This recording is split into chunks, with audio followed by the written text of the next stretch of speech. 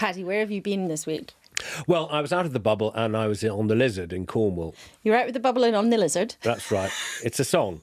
And but it allowed me to see the signalling upgrade, the once-in-a-generation signalling upgrade in Cornwall and Devon. Oh.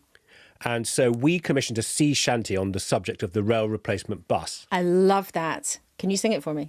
Luckily, no, because I can give you from the Clams. The first one is called "Maids Can't Travel Round on Tractors." It's an all-female group called the Clams, and it's a tribute to the rail replacement bus. As I walked down on Bank Street one evening in July, I looked for a bus or a lift for us, but never one came by. And away, Cornwall, my dear council. Whoa, Cornish maids can't travel round on tractors. There you go. That's a flavour of it. You want another one? I do want another one because I'm not entirely sure. Are we going to get to the Chancellor or not? Eventually, but this is much more fun. So this is the Stunzels with riding on a donkey. Trains are cancelled, notice short. How am I going to get to work? Bus replacement, that will hurt. Go and fetch the donkey. Way, hey, and away we'll go. Donkey riding, way, hey, and away we'll go. Riding on a donkey. Do you? That's it. I love that. What I want to know is why. Whether any of those singers actually have a donkey. And if any of newscasters actually have a donkey. Tell us about your donkey. I can tell you that we do have a donkey listener, because we're not a listener, an owner, because we've received an email in the past when I got into Catgate.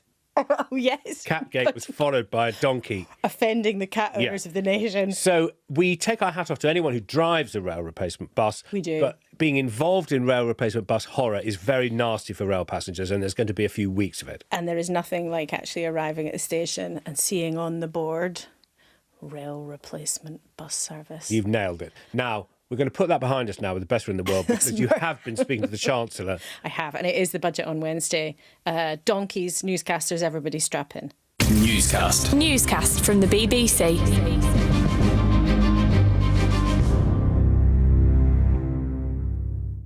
It's Laura in the studio. It's Paddy in the studio. And Henry Zeffman is having a little lie down again this weekend because it's a busy week in Westminster ahead. But we are delighted to be joined by Torsten Bell from the Resolution Foundation, a think tank that does lots of number crunching. But we should also say to newscasters who work for Ed Miliband, you're a Labour figure, prominent figure in Labour circles. Well, you're making a face. In ancient history, I'd say I'm a prominent figure in Resolution Foundation circles, and we are an independent think tank. 10 years. It was 10 years since you worked for Ed. 9 years, 2015, but long years. Goodness me, we've long Brexited years. Since then. We've pandemicked. Podcasts have been invented, sea shanties have been written, much has taken place. A lot has happened, but have things changed in terms of what it's like, do you think, being in the Treasury when you are preparing a budget? Because you worked for Alistair Darling. He had to produce budgets in very, very difficult times. I remember then actually one of his budgets, it came up, it said, debt might hit 89% of GDP at some point in the future. And everyone went, oh my God. And actually... We've managed that. We've managed that, and even worse. So what's it like if you're in a Treasury team at a moment like this? It's busy. That's blindingly obvious. It is very different in just different circumstances. Writing a budget in happy economic times when there's good news to announce is quite a fun thing for chancellors. I remember, it's a bit different nowadays, but if you're going back to the 2000s, you wouldn't see chancellors all the time. No. They would be, Gordon Brown, when he was chancellor, would, only be out, 4 or 5 times a year doing big things. 2 of those would have been fiscal events, and they were basically opportunities to shape the political weather, largely in those days by announcing good news. That is obviously hasn't been the case due to the less good news recently. It's a great point. And also, we've gone into this year with Rishi Sunak promising tax cuts, leading the government with the biggest tax take since 1945, and the Chancellor being the man who has to add them up. Yeah, you saw Jeremy on Laura's show earlier, and your first question to him was, did you feel a bit silly having told everyone there was tax cuts coming a few months ago and now wandering around telling everyone maybe not quite as much as we thought? And he didn't say this because he's a loyal, member of the government, but the honest answer is he must feel silly. It's a really silly situation for a chancellor to be in, and the less, the bit he can't say is, I didn't have any choice because Rishi Sunak had already gone out at the beginning of the year and started promising those tax cuts. So I was going to have to say that's what's coming. And tell us why that matters rather than just, someone sitting in my seat asking a facetious question of the Chancellor. An excellent it was not question. a question. Let's not do you down, Laura. But it's not a question to be facetious. Why does that matter? That a Chancellor and a government is going around saying, aha, yes, we really think we can cut tax and that's going to be marvellous. Only then a couple of months later probably going to be cut tax, but probably not by very much. Why does that matter? Well, I think there's two reasons why it's, the substance of it is silly. So the first is just, you haven't received the official forecasts at that point back in January in any detail. They can move around a lot. And, you've learnt that over the last few years. And so setting your economic or indeed your political strategy before you know where you're going to end up in March is just not very sensible. But there's a specific thing, which is the reason we're in that situation is because, we've got into a world where decisions about those forecasts, even quite small ones, so small, it doesn't sound small to have a 5 billion change in a forecast in either direction, because obviously 5 billion to any of us is a huge amount of money. But 5 billion is a rounding error in the public finances. But it is really affecting what the government's able to do. And the reason that's happening is because they are running so close up against their fiscal rules, to have debt falling at the end of the 5-year period. They're running right up against it. And that is why they're getting themselves into trouble. We are going to talk about the fiscal rules, but we must just hear from the Chancellor. Here he is. Where it's possible to do so responsibly, to move towards a lower tax economy. And I hope to show a path in that direction. But this will be a prudent and responsible budget for long-term growth, tackling inflation, more investment, more jobs, and that path to lower taxation as and when we can afford it. So to translate, you're probably going to get a bit of tax cut, but probably not very much. And oh, look, I'm Mr. Prudence. It sounds a bit like Gordon Brown. And that's the interesting thing here. He's having to reflect a worsening economic picture within the spending limits that the government has set itself. Now, today, we've already used the hideous jargon fiscal rules a lot. Torsten, give us, for newscasters, a layman's, easy-to-understand version of what that actually means. Well, in the case of the government today, the fiscal rules, so these are, there's not a real rule, it's a rule... Yeah, it's their choice, right? Imposed by the Chancellor. Although it's the same one that the Shadow Chancellor endorses, at least implicitly, is that the level of debt, so not the day-to-day borrowing that you're borrowing extra each year, but the stock of debt, so like our mortgage for all of us in terms of the actual level of it, that will be falling between years 4 and 5 of the forecast period. So it has to just fall in 1 year, 28, 29. And so long as that's happening, we're meeting our fiscal rules. Now, why is he doing that? Because in the long run, we're saying, look, debt should be on a downward trajectory because bad stuff happens, as we've all learned over the last 15 years. Also, this is the issue that tripped up the Treasury Minister, Chief Secretary of the Treasury on Devon Davis's PM. Yes, this was new low. New low. This was a new low. Not for Evan. Evan did excellently. Well, I felt very sorry for the Chief Secretary of the Treasury. Well, that was a car crash. Putting past car crashes aside, let's talk about the biggest collision of all, which was the unfunded Liz Truss quasi-quart. Liz Truss was worse than the Chief Secretary's cock-up on debt. But let's just get to Jeremy Hunt's, what Faisalism calls Jeremy Hunt's origin story. He came in as Chancellor and by simply being Jeremy Hunt in a pair of trousers, calmed the financial market before he'd ever done anything. Mm-hmm. So we were reminded yesterday by Faisalism that Jeremy Hunt has to borrow Gordon Brown's prudent statement because that was how it all began for him. Yeah, absolutely. And look, most chancellors, most of the time, are saying that they're being prudent people. In fact, even if they're spending money and giving money away, they're probably saying they're doing it prudently, which again is what he was doing. Kwasi Kwarteng has told us that he told Liz Truss he was wrong. Kwasi Kwarteng is the one exception who, even after they'd done the car crash mini-budget on Friday afternoon in September back in 2022, then went out, and the markets had already started responding negatively on that Friday afternoon, then went out. In fact, was it on your show? He was there. It was your fault. On the Sunday, Laura's fault. when the markets were closed but the TV studios were not, told them there was more cuts to come. And in a surprise move, the markets got even worse on the Monday morning. Can I just say, if you're listening to this rather than watching it, both Paddy and Torsten were actually pointing the finger directly at me. Someone point. needs to take responsibility for the collapse in confidence in Britain. But you're about to do it again. No, I feel I should shut But you're up. pointing fingers away. I just want to They hear were what you pointing. think. No, I want to hear what you think, because I think that it's your interview with the Chancellor. So I think he is in the classic rock and hard place, right? The economy's worse than they hoped, so there's not very much money to spend. They've got the OBR, the economic watchdog, marking their homework and saying there's hardly any extra beans to go around. But on the other hand, you've got the Tory backbenchers, you've got a public that's very well aware of the fact that they're paying more tax than they've ever paid. So he's got this absolute rock and hard place. That's why you hear them saying, I'm going to give you a little bit back, because I really believe that as a proper Conservative, people should have as much money as they possibly can in their own pockets that was theirs through their own endeavours and hard work. It probably won't be enough for lots of people on his backbenches. But he, as a political character and as a Chancellor, has resolved to try as much as he can to stay within the limits that they have set. Although I do think, in listening to him this morning as well, there is this sense, and I think this is going to happen on Wednesday, that the Treasury's sort of been like scraping around for like a bit here and a bit there, and a new vape tax and a bit here and a bit there, in order to try to give people a little bit back, and it might end up being that sort of messy middle. No one's really that happy. That's but what happens when you're running so close to these fiscal rules, because you then end up in this silly situation where you're like a little bit here and which is a mad way to run the country. And Chris, who's our editor today, Newscast producer, says this is a very good time to hear Jeremy Hunt on the fiscal rules. I don't agree that we should change the fiscal rules, because I think people would interpret that as Britain losing control of its finances. I do very strongly agree with Andy that we need a long-term approach. Now, he's talking about Andy Haldane there, who was on our panel this morning, who used to be the chief economist of the Bank of England, and who very forcefully said he actually thinks the way the spending limits have been set up is actually harming the economy. And everybody on our panel agreed. Actually, we had Vicky Spratt, who's a housing expert and journalist, and who I think is fair to say she's sort of on the left of politics, broadly speaking.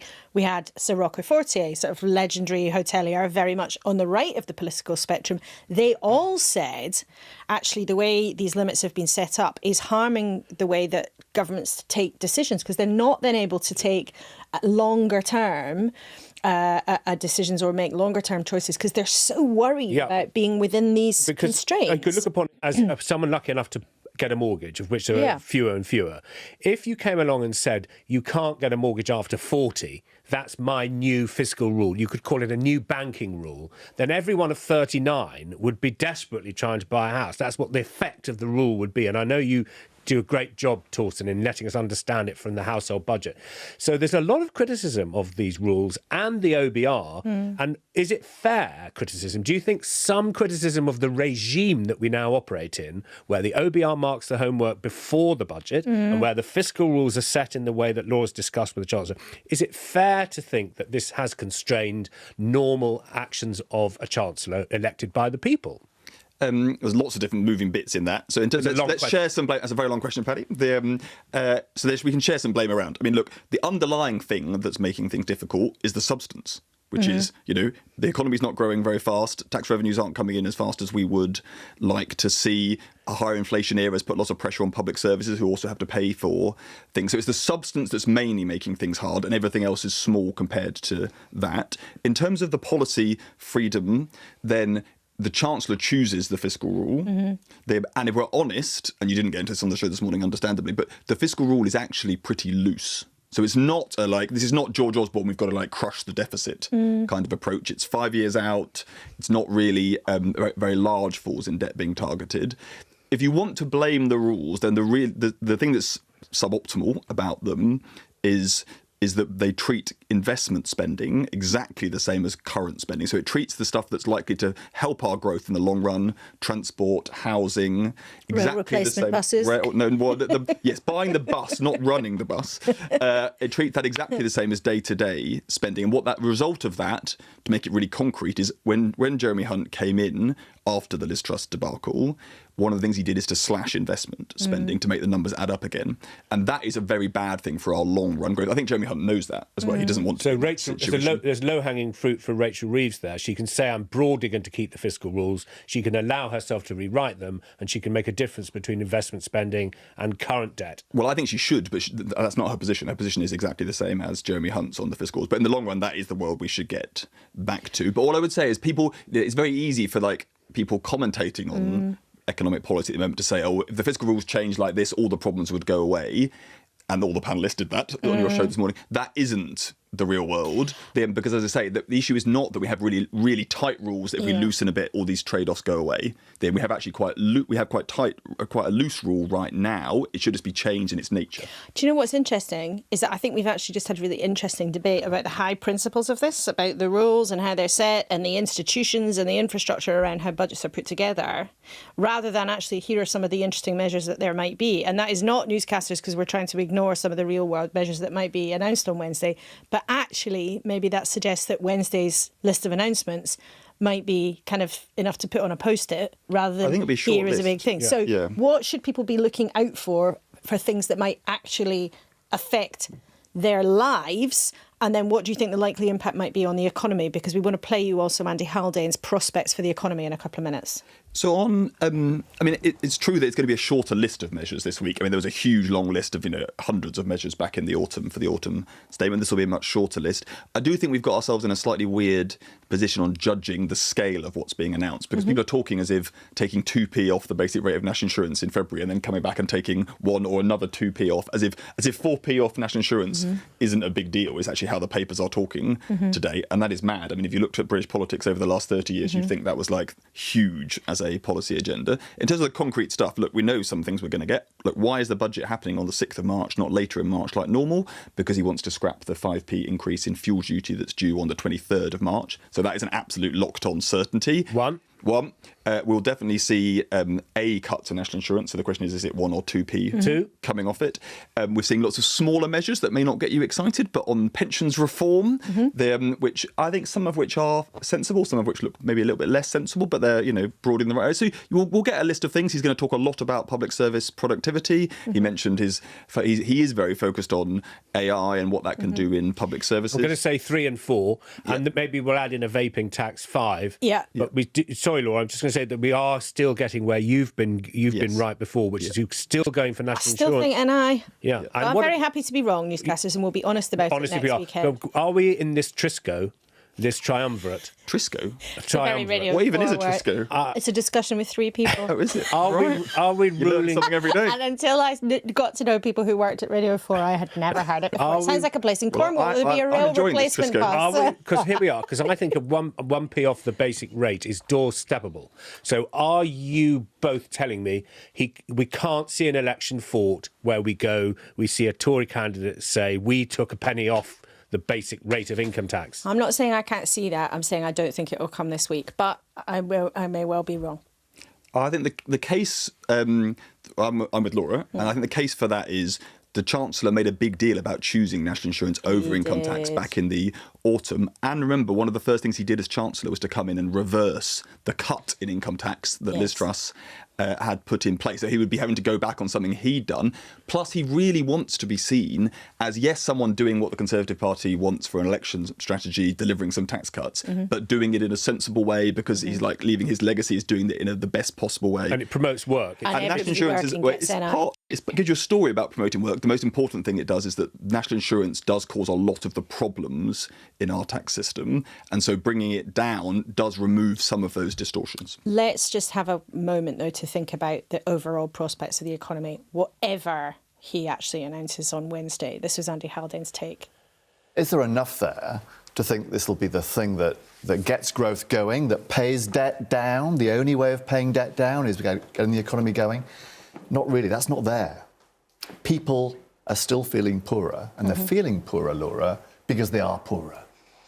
The tax take is going up, not down. Monetary policy is getting tighter, not looser. And all of those are big headwinds for growth that make me think this is another year of sogginess. Soggy. Do you think soggy? Are you in the soggy camp? Well, it's definitely Sounds horrible, doesn't it? And Yeah, marshy. I'd rather not be. There's an option. There's an option available. No, you don't get a choice. All right, thanks, Paddy. This is like that was a very gloomy way of putting it. I mean, look, so big picture, yes, look, the British economy's had a terrible 15 years, even before 2010, going back to Unemployment the only start. 3.9%. Unemployment is at 3.9%, which is historically very low. Historically very low. I think you're being one of the sort of... Liz Truss would see you as one of those... I was about to tell you reasons to be perky before you jumped in there. All right. I was about to get us out of the swamp, Paddy. Because the soggy swamp. You see, because I have I'm looking for a doorsteppable thing to say. And for the parties. I mean, even if you have cut national insurance, you're still going to say I've cut your income taxes. You're going to use. You're going to say the same thing. I've cut your tax on your paycheck. I don't think it makes that much. And remember, I mean, this is Laura will know a lot about this. But if you do go for income tax rather than national insurance, you're not campaigning on that in Aberdeen because it doesn't affect in Scotland.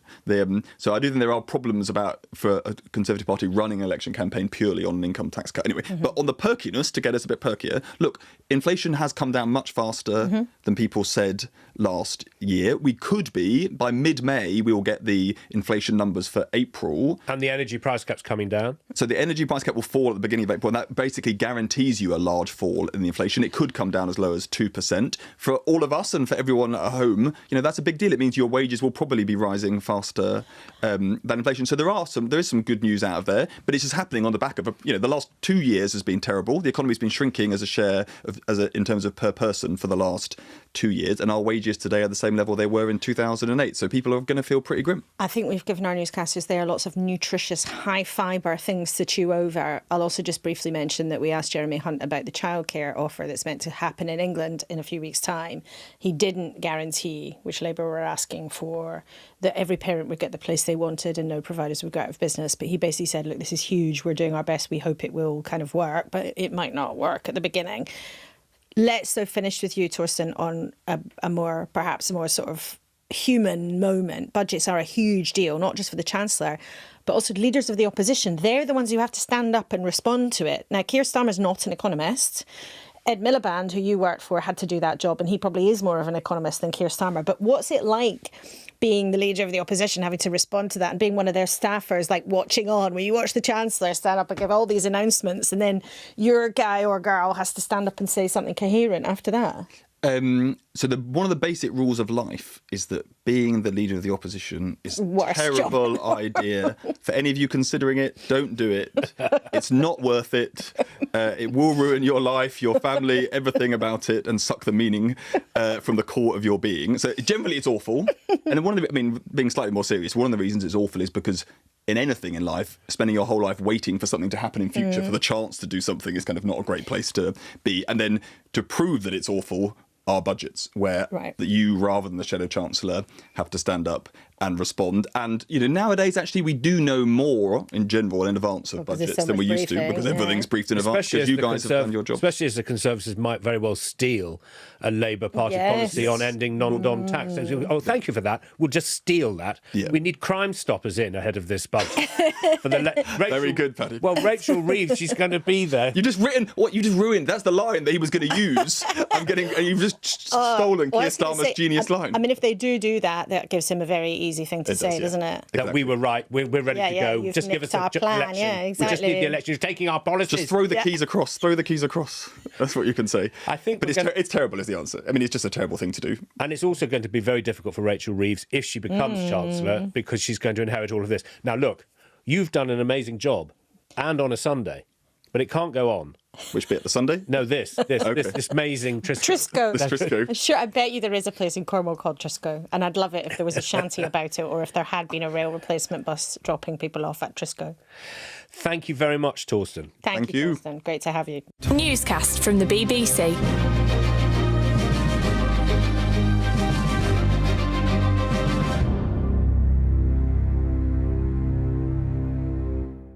And so now we're going to say goodbye with a little bit of good news. What's that? Which is to say that I won't be here next weekend. That's terrible No, news. very That's not good news. No, because you will be reunited with Adam Fleming for the weekend editions of Newscast. Well, that's a first. Yes, How will I keep him in order?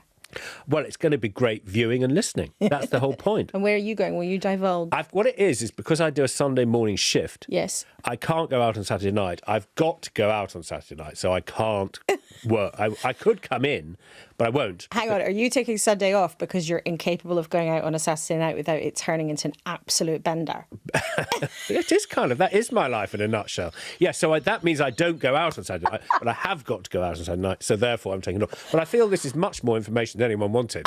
No, I want more. Well, funnily enough, we have I had want even more. fantasy dinner party from an anonymous WhatsApp on the subject of Rachel Reeves's picks. She wanted Garry Kasparov, she wanted Beyonce, she wanted Virginia Woolf, and now, no wonder this is anonymous, I want Adam, Chris, Katja, Laura, Paddy and Mel Brooks. There you go. That's not what you're doing next Saturday, is it? Having your that's not mine. So you're not having your ultimate dinner party and I'm NFI, because that would be really bad. It's definitely a goodbye moment. All right, goodbye, everybody. Thank you for listening and watching. And I will see you next week while Paddy's off on the lash. It's true. I can't deny. I must push you for an answer. It's true. What you've said is true. Confirm or deny? No, I confirm. No, you didn't deny. You confirm all round. Thank you very much, newscasters. Goodbye for now. Goodbye. Newscast from the BBC.